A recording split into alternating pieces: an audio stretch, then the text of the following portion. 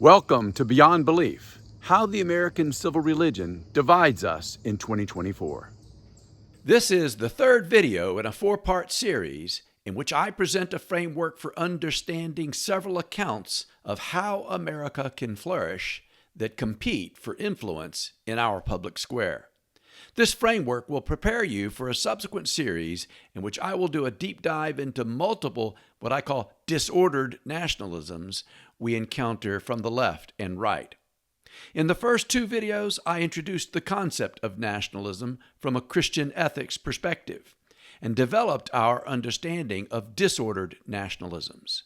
In this video, we'll shift our focus to rightly ordered nationalisms. I will explain why they are the antidote to the disordered kind and how to imagine them. My aim is to empower you to make informed decisions about whether accepting some of the stories we hear in the public square is healthy. Let's get started.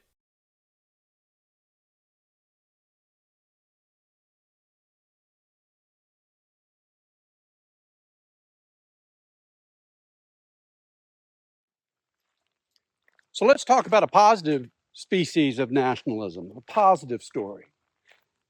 My favorite has to do with Abraham Lincoln. It's the one that he gave us. It's the great gift that he gave us.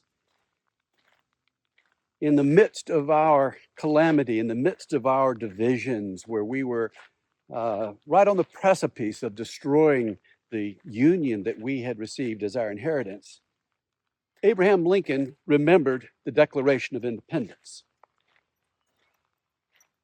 The story of a people dreaming that we would create a nation in which all will live as though we believe that all men and women are created equal. He recalled that. And he also recalled the Constitution that those same people put together for us, the Constitution of the United States in 1789. And he put those two together and reasoned that what we were fighting for in the Civil War was to carry on that grand experiment, to be a nation conceived in liberty and dedicated to the proposition that all men are created equal, and that we would be a people who would find out what it means to live with a government that was created of the people and by the people and for the people. That was a new story. It wasn't the story that had been told in the decades before Lincoln. It was Lincoln's creation, his synthesis of stories he had been told. And it was a nationalism. It was an account of who we are, where we have been, and where we ought to be going that transformed us as a people. It pointed us in the right direction. And that's what we need today. A story that synthesizes the best that we can be with the best we have been. So, what would a positive nationalism look like today in our time? Well, I think it would begin with an honest assessment of where we are today, an account that was brutally truthful about our sins of omission and commission towards each other,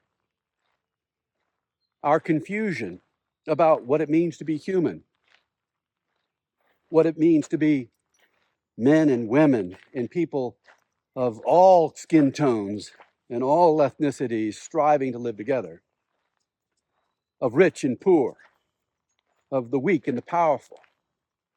It would begin with an honest assessment of where we are.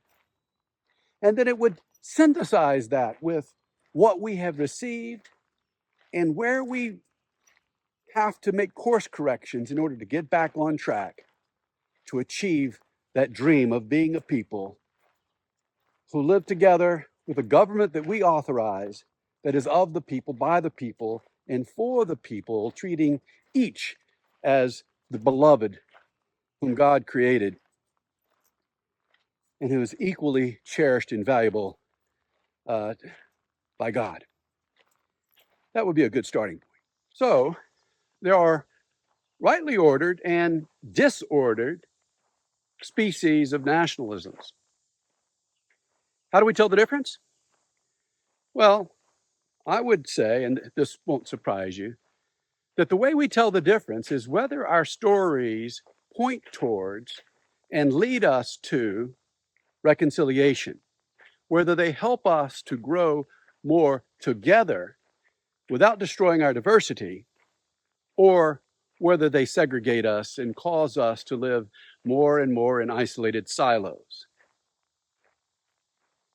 Those that lead to reconciliation are rightly ordered.